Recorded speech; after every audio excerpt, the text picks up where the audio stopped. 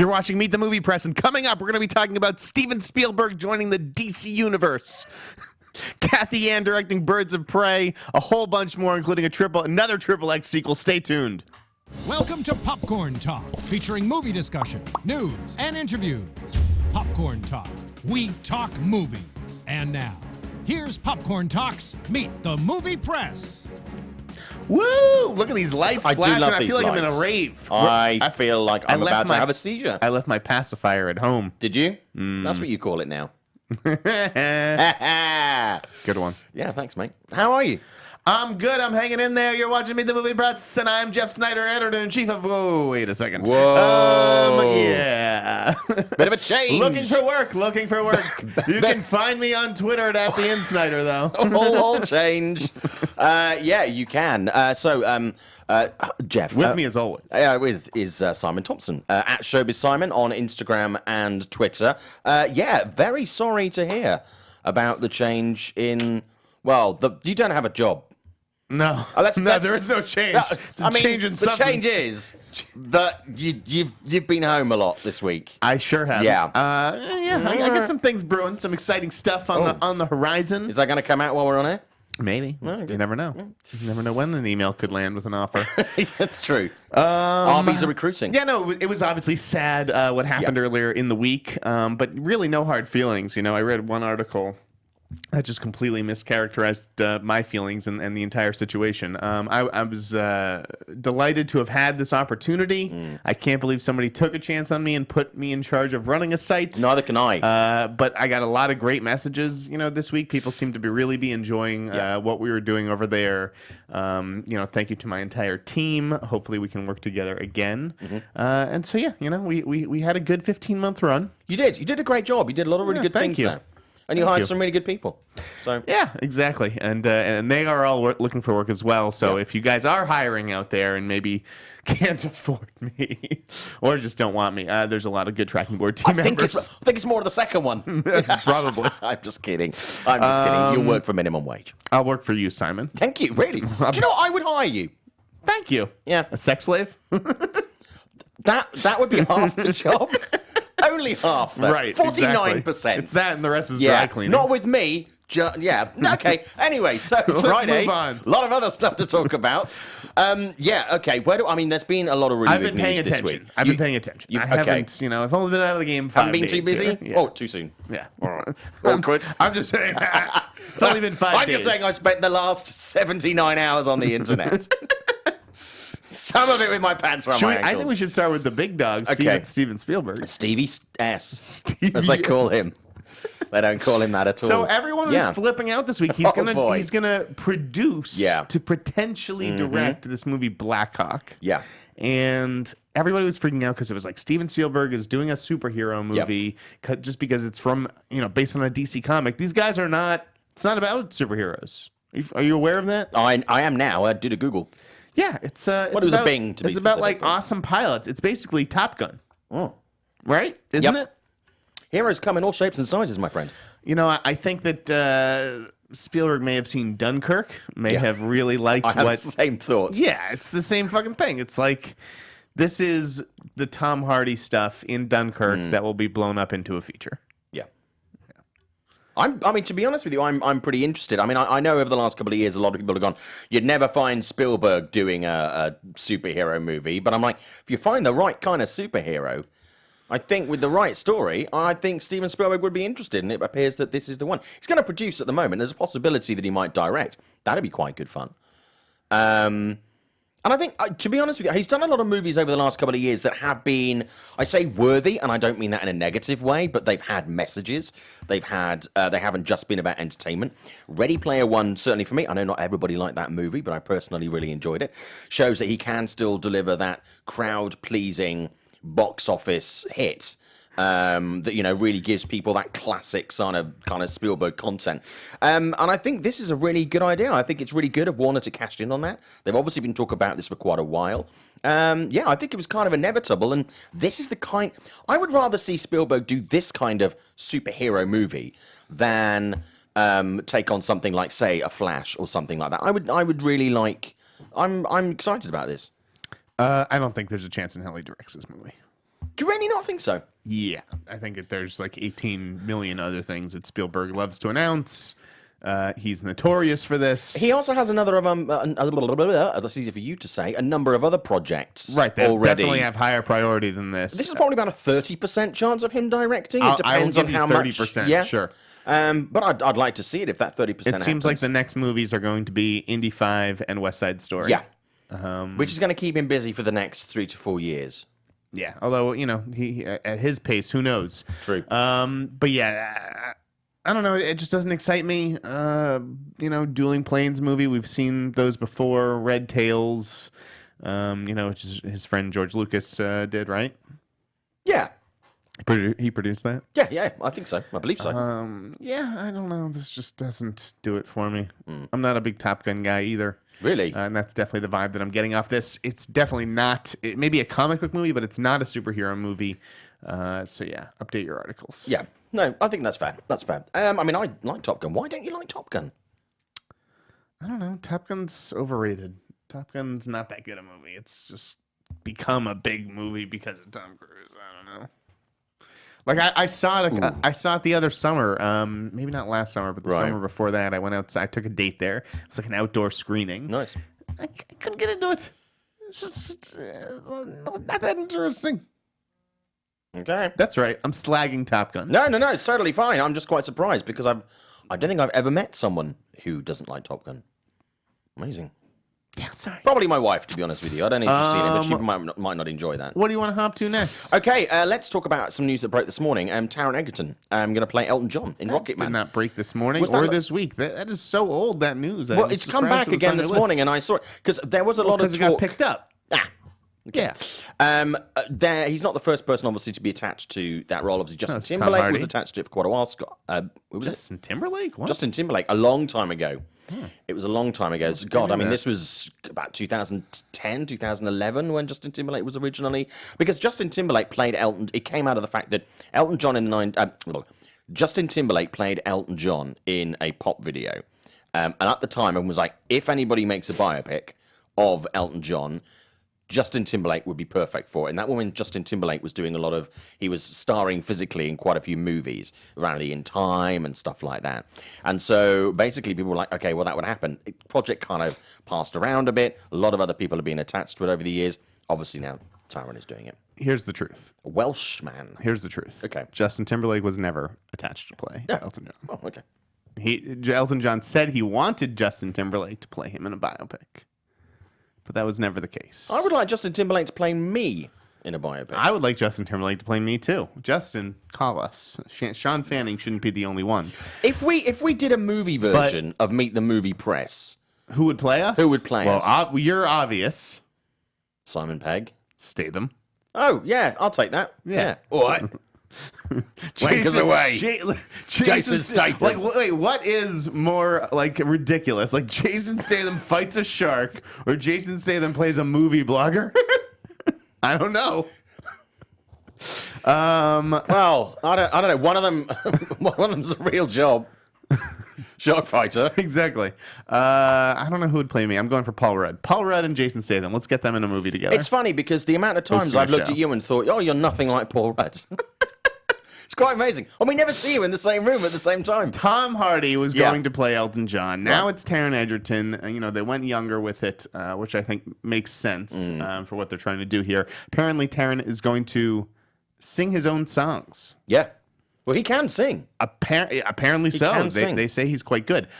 So I think what was new here was that Dexter Fletcher was directing. I don't know if that movie ever had a director.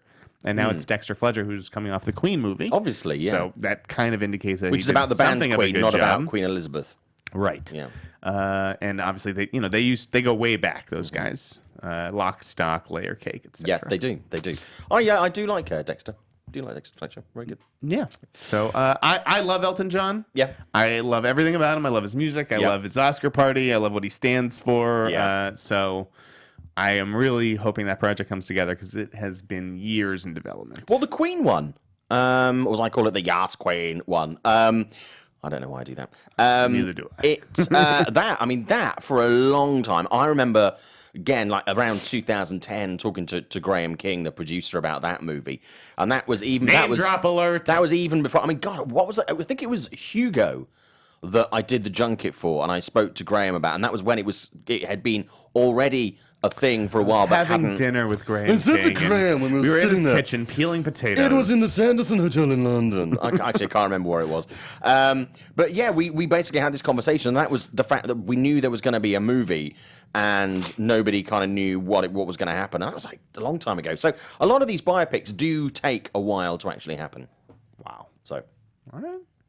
Let's talk about Birds of Prey. Okay, cool. That was big news. If only there were 2 scripts. Yeah, that was interesting. Yeah. Kroll took to Twitter, and El Mayimbe backed him this. up on that one and said that there's 2 scripts, and they're going to be sort of picking which direction to go. And the only 2 characters that they have in common are Barbara Gordon and Batgirl. Yeah. Wait, that's the same person. Harley Quinn and Batgirl. Yeah. Right. Okay.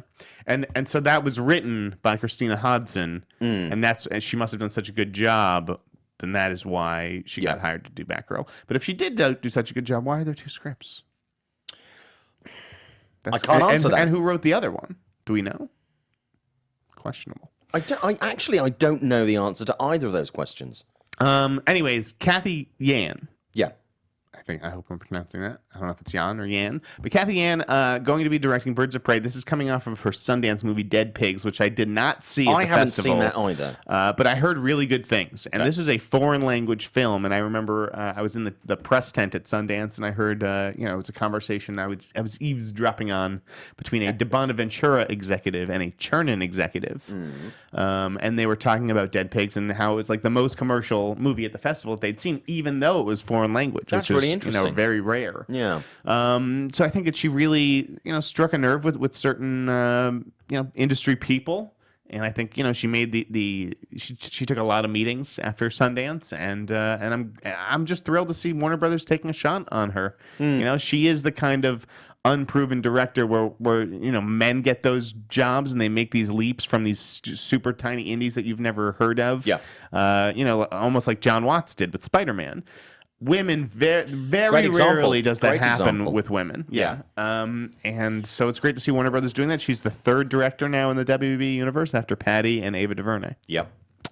But I think it's really interesting I know obviously, yes, there is a push for more representation within the industry, but there are a lot of, up-and-coming filmmakers who have really interesting takes and interesting visions for projects like this. And I think certainly in the DC universe, and we've experienced this as well in Marvel, where they've allowed directors with a niche style to take on a movie. I think it's actually really going to help them to embrace these really sort of different visions and ways of taking characters, and even stylistically slightly different. I'm way behind this. I'm really, really behind this. I think it's a great idea. And I'm going to seek out that film as well. Yeah, no. Hopefully she introduces a little diversity. Like I wonder, just bear with me. Hypothetically, could you make Barbara Gordon Asian? Do you know what? I would be the wrong person to ask that. If you give Lieutenant Gordon an Asian wife, that would totally be something that would work. Yeah. I don't know. It's interesting to ponder. Okay. Let's move on to. Did you see the news that Kroll dropped about David Leitch directing The Division? This is I did. In addition to the Fast and the Furious spinoff that he signed on to last week, right? Yeah. The Division is something I'm really looking forward to because it's Jake Gyllenhaal and Jessica Chastain, 2 of my faves. Yeah. It sounds kind of awesome. And it sounds like something a little bit different for him, whereas it's not, there's action elements to it, so he's in his element. But I think it's a little bit more plot-driven. It's a little less driven by set pieces, The Division. So I don't know. That's kind of interesting. It's a good opportunity for him to spread his wings and stretch some different muscles. No, I 100% agree. I mean, I personally, I really like his style of directing. I really like the products that he's been behind, in any form so far. I know he was talking this week, obviously, about the Fast and Furious spin-off and Atomic Blonde 2 as well. I saw there was a quite an interesting piece on Slash Film this week with him. I think it's great. I was literally had this conversation yesterday. I think we're kind of reaching a bit of a renaissance at the moment for really good action movies that are. What did you call it? A renaissance? Renaissance. I know you say Okay. aluminum, aluminum, tomato, potato. I think we're having something of a renaissance of really good action movies that are not just people beat. And we've seen it, I think, really sort of from around the time of The Raid and Dread. Really good, intelligent action movies that deliver action and really good drama. It's not just about one or the other, and it's not just about the star of the movie. And I think people like David are really going to be, they're going to continue that trend and build on it and really, give us character as well as kick-ass, which I think is good. All right. It's probably the best time since like the 80s and 90s where it was a lot cheesier then, but at least you still had some sort of development. I think it's really, really good. Action movies are a craft as much as anything that's going to be Oscar I winning. completely agree. Yeah. But completely off topic. Did you happen to see the video this week that was making the rounds this week and last week with William Friedkin and Nick Refn? And Nicholas Winding Refn is trying to defend like Only God Forgives, and he calls it a masterpiece. And William Friedkin's like, if that's a masterpiece, what's Citizen Kane? Like, you are fucking off your meds, Nick Refn. Do you know, I a lot of people gave that movie a lot of shit. I actually liked that movie. I didn't love it, but I enjoyed it. Because I watched it after everybody kind of gone, oh my God, this There's is some terrible. really cool moments, but Yeah. it's pretty slow and meandering. You just described my life. And I'd say that as a worshiper of Drive, but I wasn't a big Only God Forgives Yeah, see, fan. I Friedkin just takes it to him, though. That guy's awesome. He's hilarious. Did you also see the teaser? So last night I showed Stephanie To Die For. Okay. And The Nicole Kidman. exactly, Yeah. which I love. And God, Don't know why I shortened Nicole to Nick. I know. What the? Nikki Kidman. Nicole Kidman. Joaquin Phoenix and Casey, like the young acting talent on that, Casey Affleck and Joaquin. Oh my goodness. So anyways, it got me started talking about Matt Dillon. Okay. Did you see that little teaser this week for The House That Jack Built, the Lars von Trier did. movie? Did that not look awesome? Yeah. It's just 20 seconds, and it's just some voiceover and one shot of Matt Damon smiling while he's covered in blood. But oh my God, I'm pumped for that movie. Agree. I don't know when that's actually coming out. It's going to be at Cannes. Obviously, got an out-of-competition slot at that festival. Yeah. I imagine that we'll see that in the fall in October, right? I would think so. Oh my God, am Yeah. I fucking ready for that? Looks really cool. It sounds cool. Let's talk about some Disney stuff. Moving from serial killers The serial to killers Disney. are Mickey Mouse. A couple Disney movies got Yeah. villains this week. Collider did did a Yeah. good job of packaging those together, which I liked. Yep. Edgar Ramirez and Jesse Plemons booked Jungle Cruise, which is going to star The Rock and Emily Blunt, while Ed Skrein Yeah. booked Maleficent 2. Simon, go for it. Well, first of all, I still can't believe that you haven't seen Maleficent because it's actually really good. So you've got a bit of time on your hands at the moment. Do check that out. The only reason I'd see it is Charlton Copley. And He's not in it a I huge do like amount. two of them. I like both of them, though. But it's worth checking out. Okay, Yeah, okay. I mean, I was really pleased. I do really like Edgar Ramirez and Jesse Plemons. I absolutely love. I mean, he in Game Night was that was a good great. comedy. He was superb in that. I don't know what kind of roles these actually are going to be. Well, apparently, I know Jesse's going to be a villain. They're both villains. They're both villains. Yeah. I wasn't You sure don't know about who's Edgar, like but the that's main great. villain. Yeah. I'm not sure either. But this cast, it's seriously shaping up to be a really nice cast. oh Very yeah, strong those four cast. actors for sure. I mean, Yeah. listen, this is a guaranteed hit. Yeah, Okay. 100%. The Rock and Emily Blunt. 100%. And it's really I'll seems be like amazed if it isn't a hit. that is Edgar and Jesse's rewards for the work that they're coming off of, which is Yeah. Versace and Game Night. It seems like, hey, I don't know if these are great roles for you guys. It's not like either you're going to win Oscars off this stuff, Yeah. but this is a big guaranteed hit. This is a payday, right? This has to be a It's going payday. to be one of those films that's Has going to to be a appear in payday for brackets. both of them. Yeah. So I bet they're each getting 3 to 5. No? Yeah, I would say that. Maybe, I mean, maybe even a little bit more it's for the- Edgar. So it's at the moment we got obviously Dwayne Johnson, Edgar Ramirez, Jesse Plemons, Emily Blunt. This is great. Great. This is great. For the jungle, I just wish it was for some badass fucking heist movie or something. Not Jungle Cruise. Yes, but having said that, there are so many films that I in the last couple of years that I'm like, that's a really thin premise. Yeah. And listen, And it's been like It was literally great. go, And it let's could be just great. take the banner, let's just take the name, and then let's just do whatever the fuck we want with the rest of it. So yeah, I'm genuinely I love looking the forward to Jungle this. Book. I'm hoping Jungle Cruise can live up to the Jungle word. Collective, the Jungle Universe, What is with The Rock, though, and going into the jungle? the MJU. The Rock sure does love the jungle. He I does. mean, I saw Rampage the other night. He's kind of in a bit of a jungle at the beginning. A little for that. bit. It's a zoo, I guess. That's a conservatory. I don't know. Yeah. He's surrounded by But green. like the Rundown Yeah. and Jumanji, there's a lot Yeah, of a jungle. lot of jungle. He seems very comfortable there. Yeah, I hadn't actually thought about it. But any other movies with the jungle in it? I don't know. No, I mean, The Jungle and the Scorpion What King. did you think of Rampage? So it wasn't the worst movie while I was watching it. Yeah. Like, there was some dumb fun in it, some good set pieces, but afterwards, pretty stupid. It is dumb. I didn't like the villains, like the two siblings. Like, I could not take them seriously. Okay, so riddle me this. Hey. What is the point All right, Jim Carrey. of calling these creatures, okay, to the tower, to the skyscraper? Do they think that they're just gonna like get on the subway and like wait there patiently, or like walk down the sidewalk to the building? Of course they're gonna rampage their way through the city. And like, so what are they planning to do once they get to the building? Give all of them shots? I don't understand what the plan was. No, I don't either. I can't answer that. I don't think they knew. It was just like, And I don't think it here's mattered. a low frequency radio thing that they can hear across the country. It was pretty stupid. And why can no other animals that had that element of their DNA hear it as well? It's not like chinchillas. These CGI rampaging. buildings, and you're watching these creatures like worm their way in and out of these pixels, Yeah. and like. One thing I didn't pretty talk about on the show last week with Rampage was the fact that there is some of the CGI is actually, it's really impressive and it looks good. There's a couple of the scenes towards the end where it's Dwayne Johnson and he's got George behind him, and that is so badly done, so badly done.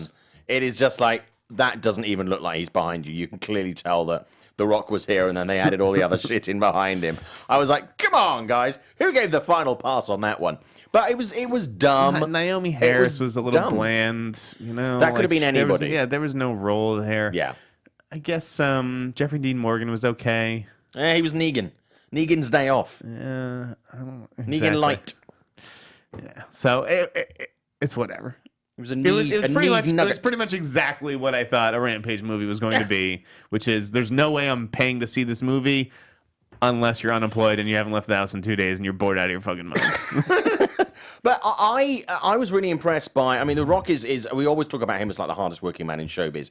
He gives people like Tom Cruise a run for his money, because last weekend here in LA, The Rock spent, half the weekend going around to movie theaters to introduce the movie. He drove himself in his car, would pull up in the loading bays of multiplexes across Los Angeles, and he'd just turn up. And one of the kids was 12 years old and had his birthday party. He took all his mates to go and see Rampage, and fucking Dwayne Johnson turns up. Man, I was taking my friends to see way cooler movies like Cuffs, starring Kristian Snider. Cuffs is a good movie. Fucking love that movie. Cuffs Kristian is a good Snider, you're my movie. boy. That was classic. That was classic Slater period. That pump up the volume, Cuffs. That was Those two. Those two. Interview with the That was it. Vampire. Interview with the Vampire. Okay. Let's talk Heathers. about box office. Let's talk about it. Let's talk about this week, and then we'll get into Avengers immediately after that. Okay, there's a couple of sort of wide releases, but nothing that's really gonna. No major movies. No believe major me. movies.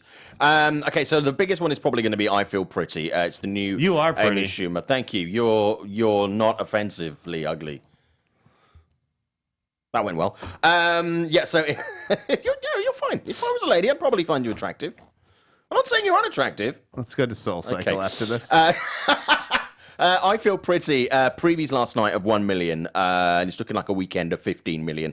Just to give you an idea, about this time last year, Snatched came out, which was the movie she did with Goldie Hawn. Those previews were 650K on the Thursday, 19 million for the weekend. So it's up on previews. Weekend is looking down compared to Snatch.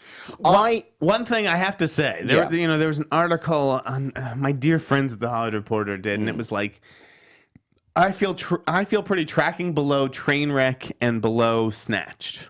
Like, this movie doesn't have nearly the same expectations, nearly the marketing budget. This is an STX movie. This is not from Universal or Fox. So the fact that it's at 15, I think is pretty good, but the way that they spun it is it's a loser because it's not as good as our other two.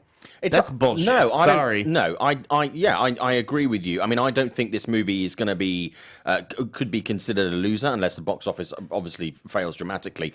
But the budget on this was not huge compared to some of the other movies, certainly on Star Power. Yeah, one's a Judd Apatow movie. Yeah, no, absolutely. And obviously the other one had, Amy and Goldie Hawn. Right. So those were not cheap movies, and that was Warner Brothers. Right. But yeah, I mean, I feel pretty. You saw this the week before last. I saw it on Monday. Did you like it? I thought it was okay. I think when it's funny, it's very funny. There was one moment where I laughed very, very loud, but I cannot remember what that joke was. But at the time, I thought it was hilarious. There were other moments that I found very amusing. I found it overall to be quite uneven, to be honest with you. That's okay. Towards the end, it runs out of steam a little. It does. Starts And to it becomes flail. Yeah, and it becomes very kind of, it starts, a lot of the formulaic stuff, it kind of goes down like a little parachute. And I understand that people have really been attacking the film's message and the way it deals with that stuff. I thought it dealt with it pretty well. I understand the criticism about the end where it's like, so it all comes down to like selling this line of, to make you women feel. So it's a little hypocritical in that sense, but those to me is just plot dynamics. Like, I would have been interesting to see if they wrote or tested any other endings. I'd be very interested to see what their alternatives were to that. It had like a "Don't tell mom the babysitter's dead" vibe at the end there. With the fashion show. But I didn't think it certainly wasn't a bad movie. I mean, would I pay $15 to go and see it? I can't guarantee that. I'd probably wait until I could rent it, or I'd watch it on a plane. But it's certainly not a bad movie. Collider is doing this now, later, or never thing. Right. Like, should you watch a movie in theaters later? To me, it's a later. It's like, this is a fun rental. I really enjoyed the movie. It's not something that you need to see in theaters. I thought Amy Schumer was terrific. Yeah. And there is some really nice writing in there. Absolutely. No, I like this movie. I found it absolutely charming. I emailed the publicist after. I said, I think you guys have a winner on your hands. I saw in a theater packed with women. It must have been 90% women, and they seemed to really be into it. The conversation on the way out was good. But I just want to be crystal clear. I thought Amy Schumer was terrific in this movie. I think she's such a gifted physical comedian, right up there with Melissa McCarthy. And this is really... of all the movies that have come out, so forget the festivals, of all the movies that have come out, this may be the first awards-worthy level performance that I've seen this year. I swear to God, not Oscars necessarily, but I could absolutely see her getting a nomination for a Golden Globe comedy or musical. She got one for Trainwreck. That's fair. I thought she was, if not as good as Trainwreck, then even better. There's pain here that you can tell. I wasn't a big fan of Trainwreck. You can tell that this movie is kind of personal for her, that she's dealt with this stuff in real life. Yeah. So no, I mean, I like Amy Schumer. I don't think she's had a movie yet that actually is really worthy of some of her comedic talents. Trainwreck was good. I liked it. I didn't love that. I thought it was, again, I thought that was quite, spotty, a little bit uneven. Snatched I thought was fine, but I didn't think it was, potentially as good as it could have been. The writing wasn't as strong as it could have been. But I feel pretty. It was fine. I mean, again, I saw it with an audience that was probably 50%, maybe 60% women, and the response was good. What do you think of Michelle Williams? People are saying that's an awards level performance. No, it's not. It's not, but I thought she was very good. She clearly had a lot of fun with that. Yeah. And she needed to show that she could do grated comedy. on me a little bit. Her voice is a big part of the character. That changed a lot during the movie. Clearly they shot some stuff quite a while after other bits, because I was like, that her voice was all over the place sometimes. But, really? I didn't realize that. Yeah. It was kind of grating at times for me. But I mean, I still thought it was a good movie. I enjoyed it. It's not like, don't go and see this movie. I just, like you say, I just don't think. Do you rush out and see the movie theaters? I will see any movie with Emily Ratajkowski. I think this is really going to come into its own when it goes to home entertainment, and I think it gets like people who haven't seen it in movie theaters start to discover it, and I think that is where it's going to grow. Yeah, I liked it. I enjoyed it. It was good fun. It's a chick flick. Yeah. quote unquote. Yeah. I liked Rory Scovel as well. The guy, he's somebody who I feel like I've seen, but you're always like, who is that guy? It is a chick flick, but to me, it kind of it's not. It's a good one and it's an intelligent one. It's not dumb. It has a good message, but it's not too trouty. Okay, let's look at Super Troopers 2. That had previews last night, higher than I Feel Pretty, 1.35 million. Was looking at a weekend of 6 million. Now, part of the reason for the big previews was obviously there's a niche audience for this who are going to get behind this quite straight away. I think it's going to be the biggest weekend and then a quick drop off in movie theaters. But also the first screening at 4:00 was actually a double bill with the original Super Troopers and this one, which will have helped bump that up. Traffic is the other wide release this week. Previews of 225,000, weekend of 3.5 million. I don't think there's a huge amount of buzz or anticipation around that movie. Looks quite good, but I haven't been able to see it, unfortunately. So this is what the top 10 is looking like for this weekend. Quiet Place is going to retain the top spot with about 21.1. These figures are all from Box Office Mojo, by the way. Rampage in second place, 17.2. I Feel Pretty then with about 15 million. It's looking at Truth or Dare, 7.5. Ready Player One, 7.1. Blockers. Then Super Troopers 2, then RP, which is, I've forgotten what Black Panthers, sorry, BP, then Isle of Dogs, and then Traffic just making in the top 10 with 3.5. So, still, I mean, I said last week that we could still see Black Panther in movie theaters and still in the top 10 when Avengers comes out, which is next week? Next Friday? Baby. Yeah, next week. Next fucking week. We're seeing it Tuesday. We are, Tuesday morning. Tuesday afternoon. I'm going first thing. I can't wait. I'm too excited. I'm going. I'm 10 o'clock. I'm going in Vegas, so that's the difference. Oh, you're going in Vegas. That's right, baby. Oh. And I will be here next week. I'm driving back from Vegas Thursday night, so you will get all the CinemaCon goodness out of me. Yeah. Especially because I'm not covering it for anybody. No, you're just going to do my goodness. Shits and giggles. I get to enjoy all the presentations and not have to go sprint to the press room and write everything up. That is amazing. You will get all my fresh observations That's right always here. It always amazes me at things like that, where everybody sprints to the press room and they're all fundamentally writing the same thing. I'm the first, by the way. I'm always first in the press room. You are. You're pretty good. I mean, Yeah. You actually now live there. You live in... Yeah, I know how to cover fucking CinemaCon, okay? Yeah. Yeah, it'll be good fun. Are you going to tweet about it?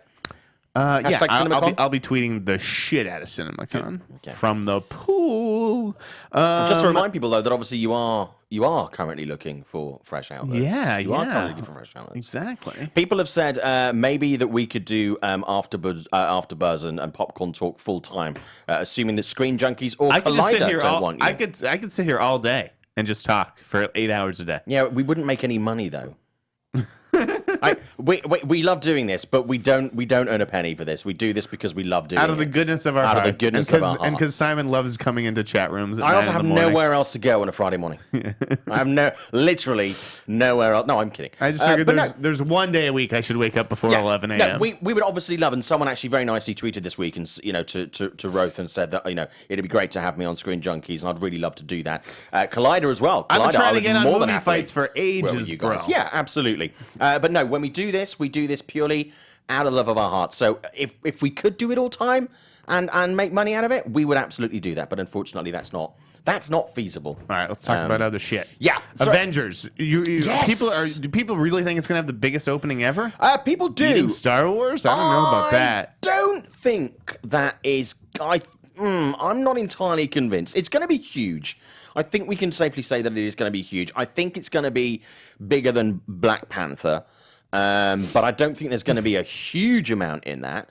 But I don't think it's going to do Force Awakens level number. I'm more than happy to be proved wrong, but I don't know if it will do Force Awakens numbers. I think people are throwing around the figure like 235.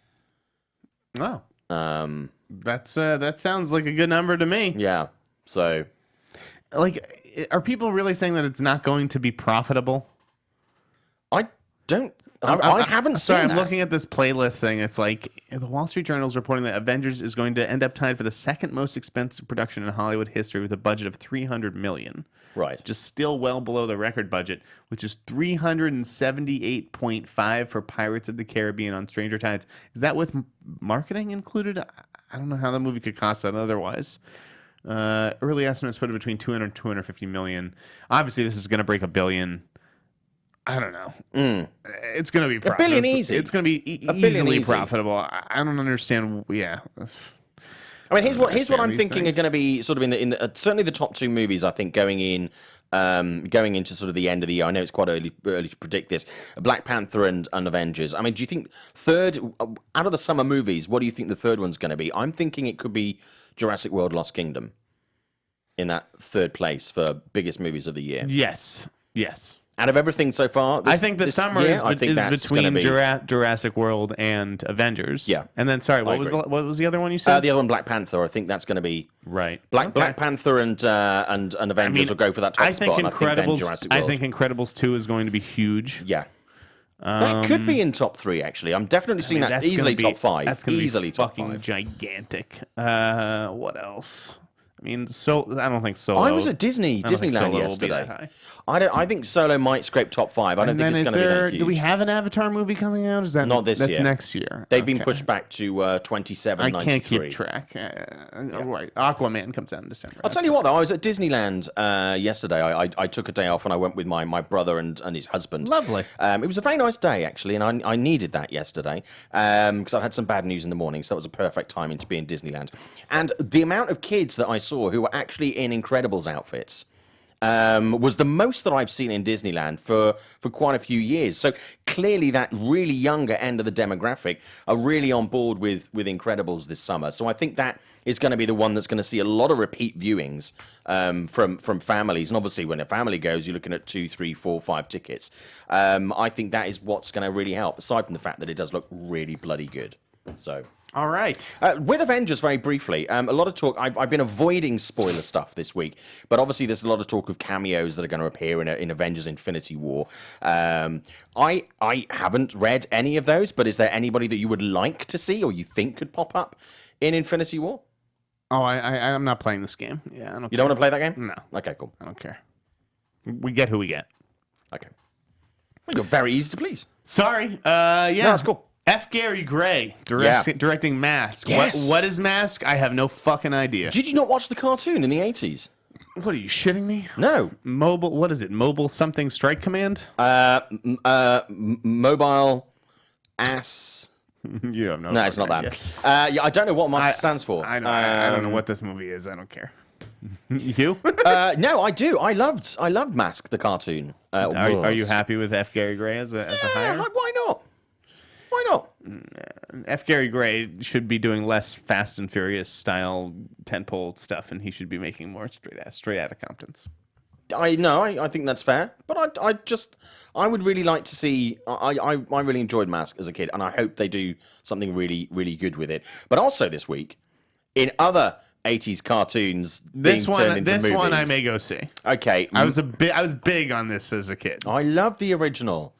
I know it's terrible, but I loved it. If you haven't seen the original, Masters of the Universe. Let's say what we're talking about, yeah. Going to be directed by the Nee brothers. How many people have even heard of the Nee brothers? I had never. I have. See, that's the difference. Okay. See, I've seen Band of Robbers. I wonder how many people reading the announcement yesterday have actually seen Band of Robbers. I haven't. It wasn't bad. I liked it. It's like about like a young Tom Sawyer and Huck Finn, except they're robbers. Yeah. When I saw that news this week, I thought it was a very interesting choice. They wouldn't have come to mind first for me, but I kind of like where Sony's at right here. You know, again, like Warner Brothers with Kathy Ann, giving two young guys a shot based on a very small indie. Yeah, I dig it. He-Man. I loved He-Man as a kid. Who should play He-Man? Good. Good point. Cena?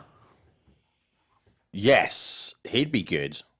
He has the physical sort of stature. Put him in a goofy blonde wig. Also, if you see him standing up, he kind of stands like he's like an action hero figure from the 80s, where his arms and his legs are quite wide. I would totally be on for John Cena. There was an announcement this week, by the way, about like Kyle Newacek directing something called Ice Cold Heat for Lionsgate. I know nothing about that. I'd heard Cena was going to do that. I don't know if that's legit or not. That's a rumor, but yeah. That's like an 80s style action movie, I think. Great title, Ice Cold Heat. No, I think it's good. Sounds like something you'd find in the aisle of CVS. I think Cena would make a cool He-Man. Yeah. I think his stock, Channing Tatum? it's a little beneath him. I don't know that he needs. He-Man beneath Channing Tatum? Yeah, I don't know that he needs a He-Man movie. Cena's. I could see him fitting that part. I'd be on board for Cena. And then they can have Who else? Battle Cat voiced by Kevin Hart. Of course, I think we need some Kevin Who can Hart play? voice. Who can play Orko? He-Man. Hey, He-Man. Hey, He-Man. I'm a cat. I used to run, dude. Get your fat ass off my back. I used to have a He-Man underwear, and I used to run around the house with a fake sword, Really? screaming He-Man. Yeah, that is true. I was literally talking about He-Man when I saw the news yesterday with my brother, and when I spoke to Dolph Lundgren a number of years ago, he still has the He-Man Masters of the Universe outfit at his house here in LA. Amazing. Yeah. True story. Careful you don't fall over the names I'm dropping. Speaking of people who won't be playing He-Man, Okay. Vin Diesel is one of Yeah. them. He would not make a good He-Man. He instead is going to return for Triple X4, directed by DJ Caruso. Oh, thank God for that. I was worried you wouldn't get another movie. Have you watched? Well, have you watched these movies? Have you seen all three of these? I haven't seen all three. I watched the first one, which I actually really enjoyed. The second one I thought was terrible. And the third one I thought life's too short. Yeah, this is I've definitely heard it's actually a one good and done fun. franchise for me. I Yeah. do not care about Triple X4. Although, fun At all. fact, I was in a diner last Saturday that was actually used in Triple X. Fun fact. The only way I'll care about a Triple X movie is like when I'm trying to get casting news and it's like some big Asian star who no one's heard of but has like a massive following. I'll be trying to get that. That's cool. Believe me. Clickbait. But no, I mean, I'm not averse to another one. But this is But why you're not going to see it. No, I mean, I don't mind it existing, obviously, but I mean, if I had nothing better to do and the third one was on, and I was like, okay, fine, I've got nothing better to do, I'm going to watch it. I would watch it. I'm not like not going to watch these movies, but 4 is not what I'm looking to run out and do. But we were talking last week about Fast and Furious, and whether or not the franchise would, if Vin Diesel stepped back because of the disputes with The Rock and whatever. I think that this could, if they do decide to move forward with Fast and Furious and then Vin does take a backseat, I think this is the kind of project that he would actually want to explore to continue to build up his own franchise that he can own the face of and then step back from the other one that he has a production involvement with, potentially for a film or two. Maybe. I'm just saying. Let's talk about your big scoop. Okay. Lovely. So I did a piece on Forbes this week. In case you don't know, Labyrinth is back in movie theatres for 3 days, end of this month and early next month. If you want to go and buy your tickets, you can do at Fathom Events. And if you want to go and dress up as your favourite character from Labyrinth, you're allowed to do this for these screenings. So I had a chat with Brian Henson, and obviously we know he is he's basically running with his sister Lisa, running the Henson Company these days, and they've done this movie for 4K restoration for the theatres. But obviously we talked about the sequel that has been going around for a long time, and whether it was going to be a sequel or a reboot. So we started talking about that, and he confirmed that it is going to be a sequel. They are working on it. It's not close to being in pre-production yet, but they certainly are pushing ahead with that, and they have a lot of ideas. Then he dropped the bombshell that another Labyrinth project they're working on is turning the original movie into a stage show.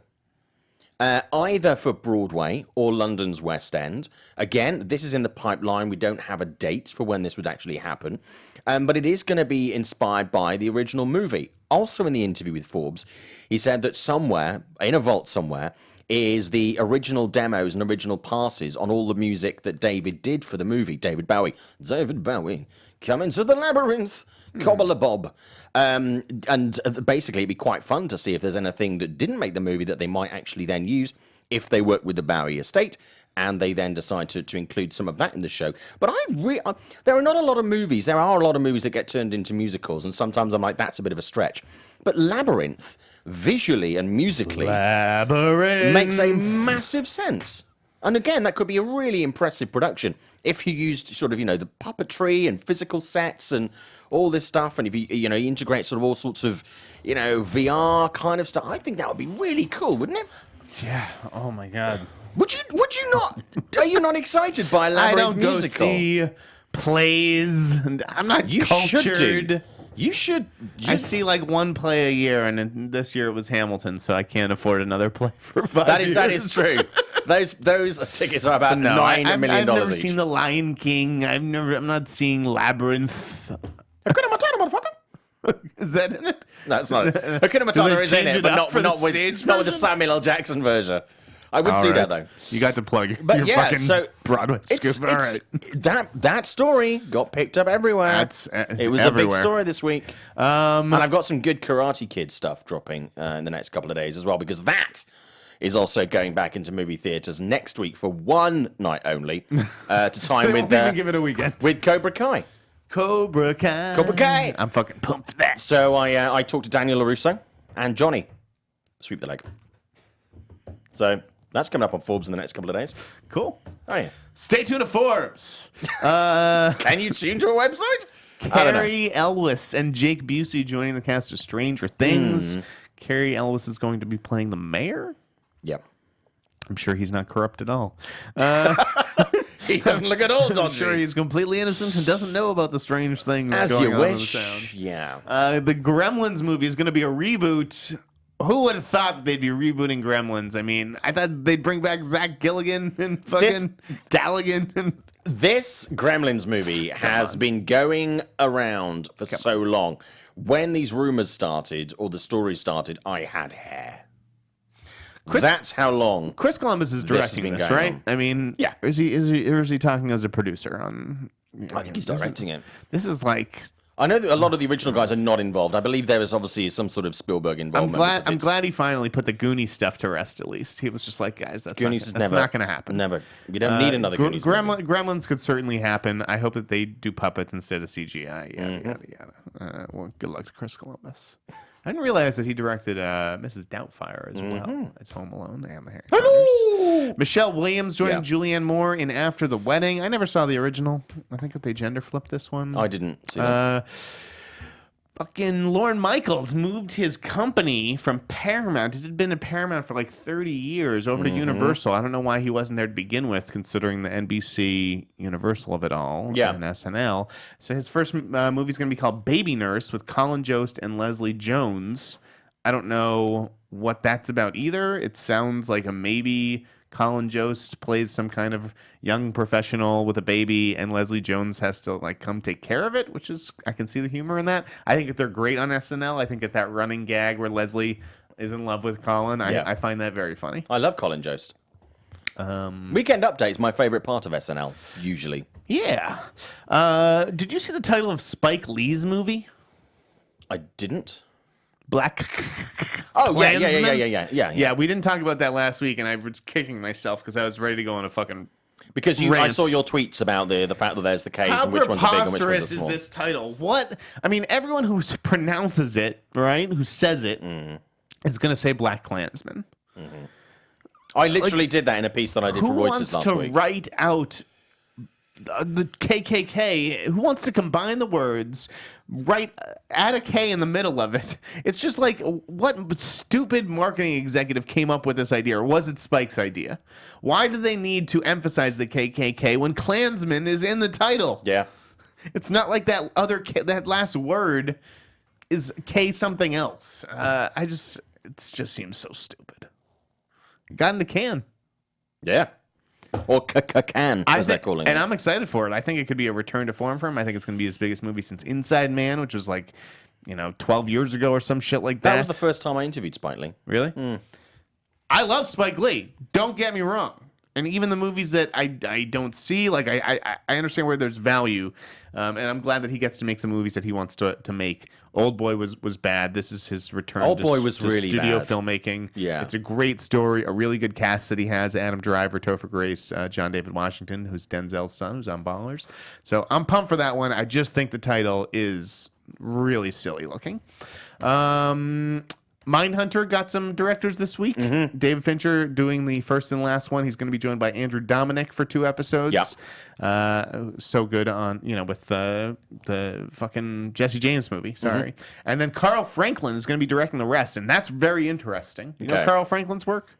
Yes, almost. You know, one false move, Devil in a Blue Dress. One false move I was a big fan of. Yeah, the second season of Mindhunter, which is so good. If you haven't seen it, rush to very, very Netflix good. right now. It's going to be about the Atlanta child murders, so it's a predominantly black victims, and I think the idea of Carl Franklin going inside that community, is just a really inspired idea. And then lastly, we'll close the show. Speaking of Netflix, Yes, and the movie theaters thing, Simon, why don't you introduce that? So segment? there's obviously, there's a lot of talk around Netflix by the fact that people love it because they can watch the movies at home, and they make movies, but are they good for the big screen or are they better on the small screen? Are they good enough to go into movie theaters? There is talk around at the moment that Netflix is actually considering buying its own movie theaters. Initially, this would be in Los Angeles and New York, obviously major markets. Exactly what they would have in mind hasn't been disclosed yet, or exactly how serious that is. There's talk that there would be small movie theaters within these buildings where you would be able to hire it with friends and do your own movie parties and stuff like that. Right. There would also be a lot of discussion. You can watch anything that's on Netflix. You can watch anything that's on Netflix, which would be quite fun. The thing is, also then, it's like, well, if Bright comes out, you can then watch Bright in movie theaters. Obviously, the amount of movies that Netflix, it's going to be very difficult to financially make that sustainable as a model. Because if you have 1 or 2 weeks, because you've got to try and sustain that. If people can watch it at home, why should they want to then go and do that? You have to work at some sort of financial structure where if you're a Netflix subscriber, do you then get reduced price tickets, or what do you do? Or why would you pay an extra $15 to watch on the big screen? That would be a very interesting topic. But also then, would they then additionally use, like a lot of the movie theaters here in LA, they would show older movies that are available on Netflix. How would you run that? Would you run that as seasons? Would you run that as one-offs? How would you work that? But I think as repertory movie theaters and showing their own stuff would be very good. It would then be very interesting to see if other studios want to get on board with these, kind of replacing effectively the $1 movie theaters that we used to see here in the US. Still a few of those are around, but where you can see stuff that is end of run, where they've gone through the AMCs and they've gone through the Regals, and then they decide, actually, we want to see if we can squeeze a little bit more money out of it before it goes to Netflix or another streaming platform, and charge everybody like $1 or $2 to go and see it within these movie theaters. They probably won't be massive movie theaters. There'll be smaller levels of seating, one would assume. But I think it's certainly an interesting model. It also then solves the problem of Netflix movies going in for awards that haven't had a theatrical release, because effectively then you will have within a major market. So that means that it does improve the chances of Netflix then when it comes to award season for getting nominations and potential wins. Right, and Netflix currently has a deal with iPick theaters. Does, yeah. But they only have, a few movies each year that go day and date in theaters. And they're high end, so they're a little bit more on the spend scale when you go to an iPick. Netflix has so many movies and programs and stuff like that. I mean, there's barely enough dates for them to drop on Netflix, which typically releases new content on Tuesdays and Fridays, right? Great for people like documentary filmmakers, though. Yeah. No, exactly. It's really good. They'll be able to qualify so much more stuff. Because that's an area that I'm moving into and looking at distribution models for documentaries and stuff. It's very difficult to get them into movie theaters. Right. Very difficult. So I think this would be a brilliant move on Netflix's part. They're basically being told, your films need to play in theaters, to get into. In this case, it's the Cannes Film Festival, and it's really, they just want them to play in French theaters. But oh god, I think this would be so smart. So they were kicking the tires on Landmark. They were, yeah. Although that was a while ago, and apparently Landmark was too expensive for them. Yep. Although they just spent $300 million on a billboard company, which is as outdated a mode of marketing as it gets. But they're going to absolutely blanket the town, and not only will they surround the town with ads, it means no ads for anybody else. Yeah. They'll have to sort of erect more billboards. And LA is certainly drowning in billboards. The skyline. I was going to say there are certain ruined. markets where that really works, but other markets it certainly doesn't. New York and LA, that kind of thing. So Netflix buying its own theater, because you never know when the Academy is also going to come down on Netflix and be like, we need these movies to start playing wide in theaters, etc. I just think it would be a very shrewd move by Netflix. I think it's a great idea. It'll then be really interesting to see what sort of partnerships they and we're seeing quite a few of these in the industry right now. Well, Movie Pass is partnered with everybody. Movie Pass and stuff like that. You know, I mean, just the other day I got a thing from Spotify to say now if I'm a Spotify Premium member, I can have 3 months free Hulu, and then it's like $3 a month rather than paying $9 a month, $9 or $10 a month for Hulu. And I'm like, okay, that's great. So when you start to see these partnerships, you start to see more overlap and more sort of the industry working together, and giving even better value to customers. And I think if you're a customer, that's what is the overriding factor, is that you want to get the best value you possibly can. And people do love to see movies on the big screen. Yes. But you've got to make good movies that people then want to, and it's got to be the right price. So if anything, it's a good market move for Netflix, and I think it'll also force them to up their game in quality as well, because the number of movies, as you're saying, is going to be good. They're not going to be short of those waves, but quality has to be there for people to put their money down. Yeah, we'll see if anything comes of this. All right, I think that'll do it for the show. Is there anything else on your mind? I don't think so. I've got a bunch of scoops that I'm sitting on. I'm just waiting for a new home for them. I'm crossing my fingers hoping they don't break right now. So we'll see. Interesting. And I'll be back next week with the CinemaCon report. Yes. Simon, I think that'll do it for Meet the Movie Press. Where can the good folks find you? You can find me on Twitter and Instagram at ShowbizSimon. And Jeff, in the meantime, where can people find you? At the Snieder on Twitter, and you can also email me at theinsnider@gmail.com. I accept any and all job offers. Thank you for listening to the Popcorn Talk Network. Make sure to rate, comment, subscribe. Tell your mama. And tell your friends. Tell everybody. Tell everybody. Write it on bathroom stalls. Some people think we're quite good. Have a great 420 weekend. Stay Yes. safe out there, folks. Smoking! Woohoo! From producers Maria Menounos, Kevin Undergaro, Phil Svitek, and the entire Popcorn Talk Network, we would like to thank you for tuning in. For questions or comments, be sure to visit popcorntalk.com. I'm Sir Richard Wentworth, and this has been a presentation of the Popcorn Talk Network. The views expressed herein are those of the hosts only and do not necessarily reflect the views of its owners or principals.